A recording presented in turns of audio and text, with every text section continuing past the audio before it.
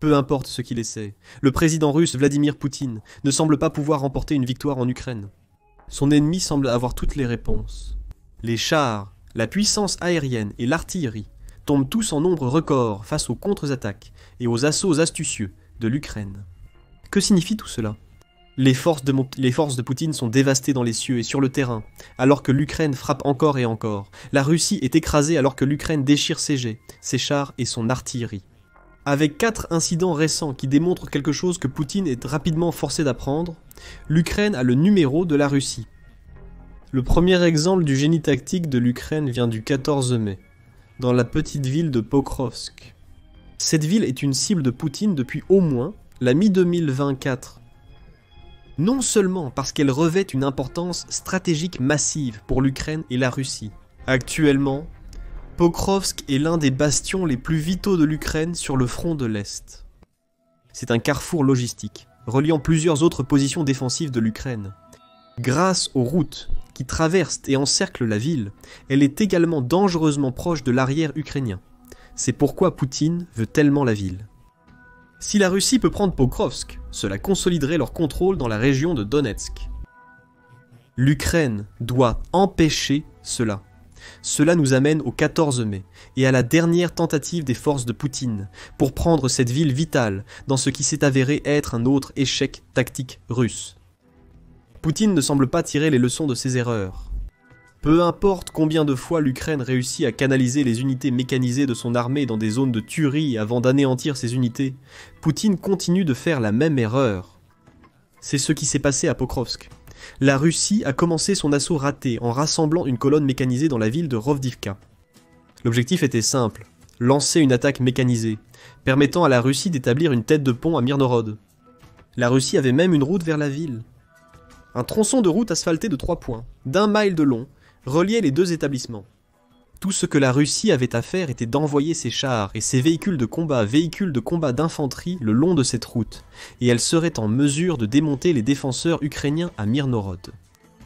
Avec la capture de cette colonie, la Russie serait un pas de plus vers le déclenchement d'une attaque à grande échelle contre Pokrovsk.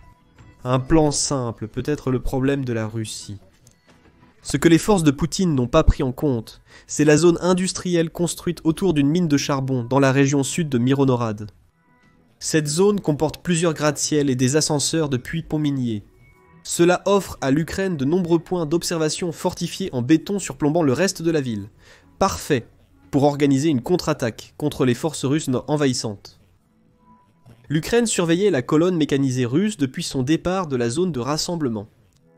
Renforçant cet avantage observationnel, il y avait une paire de bastions à Mirnorod, construits en 2015, ainsi que des bunkers, des tranchées et des abris que l'Ukraine a construits le long de la route qui reliait Mirnorod à Rovdivka. Même un observateur militaire novice serait capable de savoir que toute colonne mécanisée tentant d'emprunter cette route serait soumise à un tel feu nourri qu'elle serait anéantie. Les forces de Poutine n'ont pas compris ce concept de base, aggravant la menace défensive évidente créée par l'Ukraine. Entre Mirnorod et Rovdivka, des mines anti-chars étaient dispersées sur la route. La Russie avait l'intention de prendre avec des positions de missiles anti-chars guidés ou missiles anti-chars guidés qui pourraient diriger le feu sur les chars russes. Tout cela aurait dû envoyer un message clair aux forces de Poutine pour éviter la route reliant Mirnorod et Rovdivka. Contournez-le, évitez-le, faites tout, sauf conduire vos chars et véhicules blindés le long de cette route.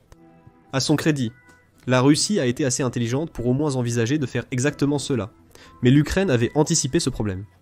Les champs entourant la route menant à Mirnorod étaient sarsemés d'un réseau complexe de défense en dents de dragon et de fossés anti-chars. Les chars de la Russie ne passeraient jamais à travers le champ, ils seraient arrêtés dans leur élan, devenant une proie facile pour les missiles anti-chars guidés de l'Ukraine et ces drones volent en immersion à vue à la première personne. La Russie devrait donc prendre la route, sans précipitation. Grâce aux défenses de l'Ukraine, tout progrès russe devait être lent. Il fallait désactiver les mines anti-chars à chaque étape du chemin. Tout en observant depuis la zone industrielle de Mirnorad, l'Ukraine a vu la Russie se diriger droit vers un piège que l'Ukraine a déclenché avec une efficacité mortelle. Le blog Lowdown indique que des images géolocalisées de la zone révèlent que la colonne mécanisée russe était composée d'un char et de 2 véhicules de combat d'infanterie. Dès que ces unités ont quitté Rovdivka, Elles se sont exposées sur la route. Le char était équipé d'un rouleau de déminage, forçant la colonne à avancer lentement. L'Ukraine aurait simplement pu observer et attendre que les 3 véhicules entrent dans la portée de ces tirs de missiles anti-chars. Pourquoi utiliser des drones vol en immersion dans ce cas? Alors que les véhicules russes tentaient de dégager un chemin le long de la route, les opérateurs de drones ukrainiens ont lancé leur assaut. En quelques minutes, des drones bourdonnèrent autour des 3 véhicules russes, lançant des attaques kamikazes contre leurs moteurs. La colonne russe a été stoppée net à quelques mètres de sa zone de regroupement. Conséquence, une panique pure parmi les soldats russes, réalisant qu'ils n'allaient nulle part avec leurs véhicules détruits. Les soldats sont partis à pied et ont essayé de courir vers Myrhorod. C'était une erreur. De nombreux drones vol en immersion ukrainiens ont envahi la zone, éliminant les Russes de tous côtés. Les quelques survivants se sont repliés vers l'arrière russe, laissant leurs véhicules endommagés et abandonnés sur la route. L'Ukraine a décidé de finir ses véhicules. D'autres drones ont suivi, transportant des grenades incendiaires qu'ils ont larguées dans les véhicules abandonnés. Des explosions ont suivi, et la Russie n'a rien réussi à obtenir de sa tentative ratée sur Myrhorod. En l'espace de quelques minutes, un char, 2 véhicules blindés et plusieurs soldats russes ont été détruits par les défenses ukrainiennes. Juste un autre échec tactique à ajouter à la multitude que Poutine a dirigée depuis qu'il a envahi l'Ukraine.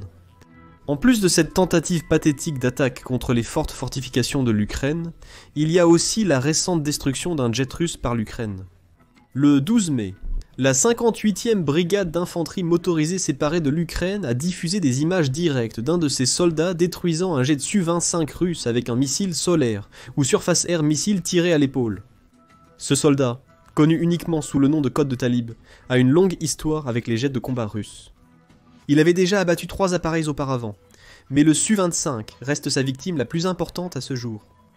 Pourquoi? Les images vidéo montrent que la Russie tentait d'utiliser le jet pour frapper une position ukrainienne, probablement pour la rendre vulnérable à une attaque terrestre ultérieure. Les images commencent par une vue à la première personne de l'AGLA 9380. Le soldat le porte, pointé vers un ciel dégagé. Puis il tire. Le missile surface air missile IGLA sort de son canon et se précipite vers le ciel tandis que le soldat se met à couvert derrière quelques arbres. La visibilité est assez limitée, mais les résultats sont évidents. Une explosion lointaine indique un impact direct sur le chasseur russe.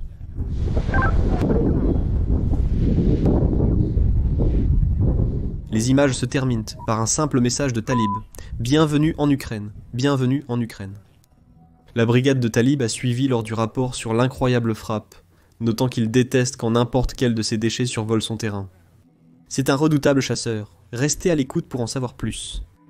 La menace est claire. À lui seul, Talib a abattu 4 avions de chasse russes. Si Poutine envoie d'autres avions dans la direction de sa brigade, il les abattra aussi. Alors, qu'a donc accompli Talib avec sa frappe Su-25 ? Cela a coûté à Poutine 11 millions de dollars en matériel militaire. C'est maintenant une épave fumante quelque part sur le sol en Ukraine. Et il l'a fait en utilisant une roquette surface air missile qui coûte beaucoup moins cher que l'avion qu'elle avait abattu.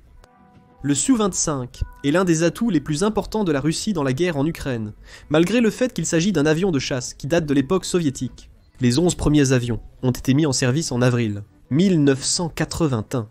La Russie en a développé des centaines d'autres depuis, tout en mettant en place un programme de mise à niveau au tournant du millénaire.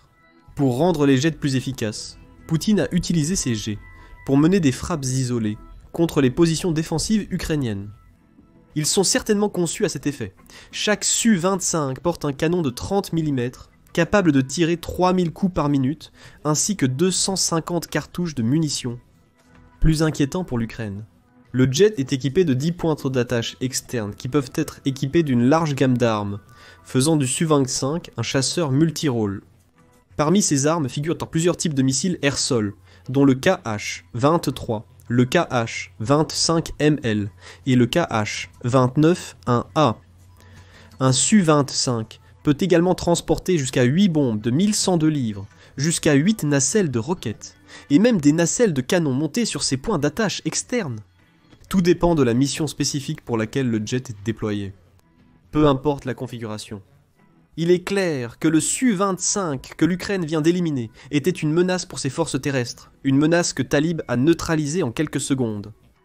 Il est également intéressant de se concentrer sur l'arme que Talib a utilisée pour accomplir la tâche. L'AIGLA 9 K-38 est un système de défense de missiles solaires fabriqué en Russie, qui est portable et peut être porté sur l'épaule d'un soldat. Comme le Su-25, c'est un produit des années 80. Son rôle principal est d'utiliser des missiles à guidage infrarouge pour abattre des avions de chasse comme celui que Talib vient de détruire. Même maintenant, plus de 40 ans après son introduction dans l'armée russe, l'AIGLA 9K-38 est un équipement impressionnant. Il tire le missile 9M39, qui utilise un système de guidage infrarouge qui se dirige vers une cible. Ce système de guidage était protégé contre les marteaux électro-optiques. Bien qu'il ait un taux de destruction étonnamment bas contre un avion de chasse non protégé, le 9M39 offre une probabilité de destruction entre 30 et 48%. Cela apporte un nouvel éclairage sur la réussite de Taleb le 12 mai. Il a maintenant 4 destructions d'avions de chasse à son actif, toutes susceptibles d'avoir été réalisées avec l'AIGLA 9K-38. Avec chaque tir, il a moins d'une chance sur 2 d'abattre un avion de chasse. Pourtant, il a marqué 4 coups directs, démontrant que son arme soviétique de plus de 40 ans est très mortelle lorsqu'elle est entre les mains de quelqu'un qui sait comment l'utiliser. Qu'a-t-on observé jusqu'à maintenant? À Pokrovsk, Poutine a une fois de plus démontré son incompétence tactique, ou du moins celle de ses commandants militaires, en envoyant des véhicules blindés précieux dans une zone de tuerie flagrante. Les chars et les véhicules de combat d'infanterie russe n'avaient aucune chance. Poutine aurait dû le savoir, mais il les a quand même envoyés. Et juste 2 jours avant cet échec remarquable, il avait également été contraint de regarder l'Ukraine abattre l'un de ses Su-25 à l'aide d'une arme que la Russie elle-même avait conçue.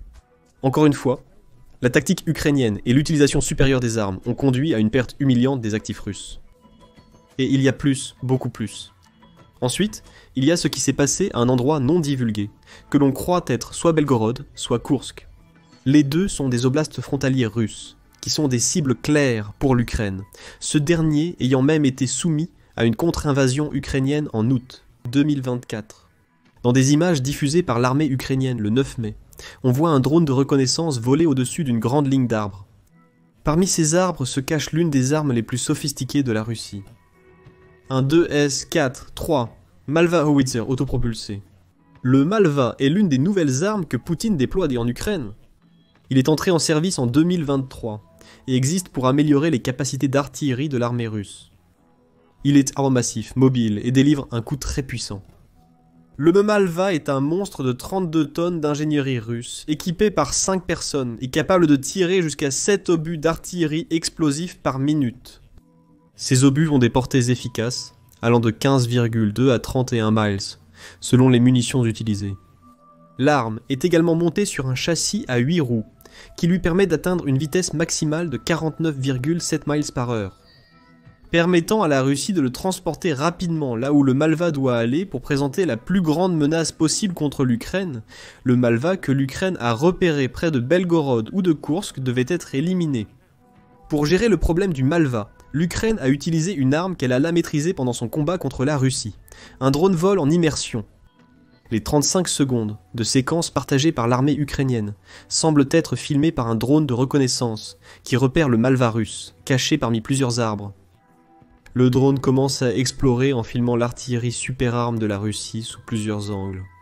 À un moment donné, les images basculent partir vers la perspective d'un drone vol en immersion alors qu'il vole juste jusqu'à l'arrière du Malva pour une vue rapprochée, suggérant que quiconque était censé être à l'équipage de l'arme la soit abandonné, soit est stationné si loin qu'ils ne savent pas que le drone ukrainien est présent. Quoi qu'il en soit, laisser le Malva sans défense était une erreur critique. Le drone vol en immersion se rapproche de plus en plus, finissant par frapper le Malva alors que sa transmission vidéo s'interrompt. Les images reviennent ensuite au point de vue du drone de reconnaissance, où l'on voit le drone vol en immersion frapper le Malva. L'unité d'artillerie super moderne de la Russie explose dans un déluge de feu, de fumée et d'étincelles. Ainsi, la Russie a encore perdu un équipement de valeur. Il n'est pas clairement établi combien la Russie dépense pour ces unités, mais on peut supposer en toute sécurité que c'est de l'ordre de millions de dollars, simplement à cause de la nouveauté de la Malva. En plus de détruire le Howitzer, l'Ukraine a probablement aussi éliminé des obus d'artillerie. Cela ne peut plus servir à attaquer ses troupes alors qu'elles intensifient les attaques dans les régions frontalières russes. Et si tout cela ne suffisait pas, voici un autre exemple de la façon dont l'Ukraine élimine les avions russes. Le 13 mai, l'armée ukrainienne a diffusé des images montrant la destruction d'un bombardier stratégique russe, Tupolev 22 M3. Ces images, tournées en avril 2024, viennent seulement d'être rendues publiques. Et il s'avère que c'est un autre exemple de l'Ukraine éliminant un atout clé russe. On estime que le Tu-22 M3 coûte au moins 100 millions de dollars et pourrait coûter jusqu'à 300 millions de dollars. La destruction d'un seul de ces bombardiers est un coup dur pour l'invasion de Poutine. Au-delà de son coût, le Tu-22 M3 est également un atout précieux d'un point de vue stratégique. Surnommé blindé par l'OTAN, le Tu-22 original a été mis en service dans l'armée soviétique pendant les années 60. Cependant, cette version a été remplacée dans les années 80 par le Tupolev 22 M3, qui a connu ses premiers engagements au combat pendant la guerre de la Russie avec l'Afghanistan. L'avion est un bombardier à longue portée capable de détruire à la fois des cibles marines et terrestres, avec une attention particulière portée sur les porte-avions. Certains l'ont même surnommé le tueur de porte-avions, car chaque Tu-22 M3 transporte un trio de missiles supersoniques Kh-22M, conçus spécifiquement pour dévaster de grandes cibles navales. La Russie n'a pas utilisé le bombardier à cette fin contre l'Ukraine. Toutefois, cela ne veut pas dire que les missiles de l'avion sont sans danger. Le K-22M est également capable de frapper des cibles au sol, tout comme la charge de bombes du Tu-22 M3. L'avion peut transporter soit 69 bombes FAB-250 pesant chacune 250 livres, soit 8 des bombes FAB-1500 de Russie pesant 1500 livres chacune. Si ces bombes FAB vous semblent familières, c'est parce qu'elles sont les bombes stupides que la Russie a transformées en bombes planantes dévastatrices, qu'elle utilise pour dévaster les villes et les fortifications de l'Ukraine. C'est là que réside le danger que pose le Tu-22 M3. Bien que l'avion ait une portée de 1497 miles, ce qui signifie théoriquement qu'il pourrait voler vers pratiquement n'importe quel endroit en Ukraine. La Russie a utilisé ses bombardiers pour lancer des bombes d'hommes planantes depuis l'arrière du front. Les images que l'Ukraine a publiées en mai montrent comment elle fait face à ces bombardiers dévastateurs.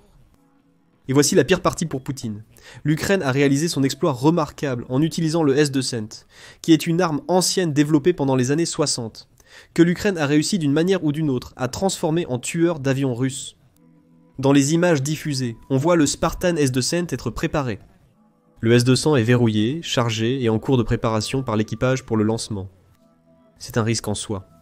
Si la Russie avait surpris les soldats ukrainiens préparant manuellement l'unité de défense aérienne, elle aurait pu les éliminer facilement. Mais elle ne l'a pas fait, regrettant vite d'avoir manqué le S-200.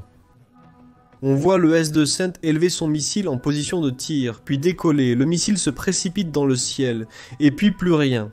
Euromédan Press révèle que le missile S-200 a parcouru une étonnante distance de 191 miles, finissant par atterrir sur une base aérienne russe, où le missile a fait des ravages, un Tupolev 22 M3 stationnaire. La même source fournit plus de détails sur le succès de l'Ukraine. Il dit que les opérateurs de renseignement ukrainiens ont attendu plus d'une semaine pour préparer leur embuscade S-200. Le risque pris était stupéfiant, étant donné les exigences de chargement manuel du système de défense aérienne. L'Ukraine a également mis à jour le système de missiles, un analyste étant cité en disant « Extérieurement, le missile n'a pas changé, mais la modernisation s'est concentrée sur ses systèmes électroniques. » Peut-être que c'était cette modernisation qui a empêché la Russie de détecter l'ancien missile S-200, alors qu'il se précipitait vers l'une de ses bases aériennes. Peu importe les détails, un autre actif russe a été détruit grâce à l'ingéniosité militaire ukrainienne. C'est le fil conducteur de ces 4 brillants succès ukrainiens. À Pokrovsk, l'Ukraine a utilisé des tactiques supérieures pour acheminer les chars et véhicules blindés de la Russie dans une zone de destruction. L'élimination du Su-25 a impliqué un seul opérateur talentueux et expérimenté, utilisant un lanceur surface-air missile avec un grand effet. Le howitzer moderne de la Russie est tombé victime de l'utilisation astucieuse par l'Ukraine de drones vol en immersion. Et avec la destruction du Tu-22 M3, l'Ukraine a d'une manière ou d'une autre transformé un ancien système de défense aérienne en incapable d'éliminer une menace massive. Mais que pensez-vous de ce que l'Ukraine a accompli avec ces 4 attaques ? Que nous montre-t-il sur le contraste entre l'approche de l'Ukraine de la guerre et ce que Poutine tente de faire ? Y a-t-il d'autres frappes ukrainiennes qui vous semblent dignes d'être soulignées ? Partagez vos opinions avec nous dans les commentaires et n'oubliez pas de vous abonner à The Military Show pour plus de vidéos couvrant les dernières tactiques que l'Ukraine utilise pour endommager l'armée russe, ainsi que d'autres conflits en cours dans le monde.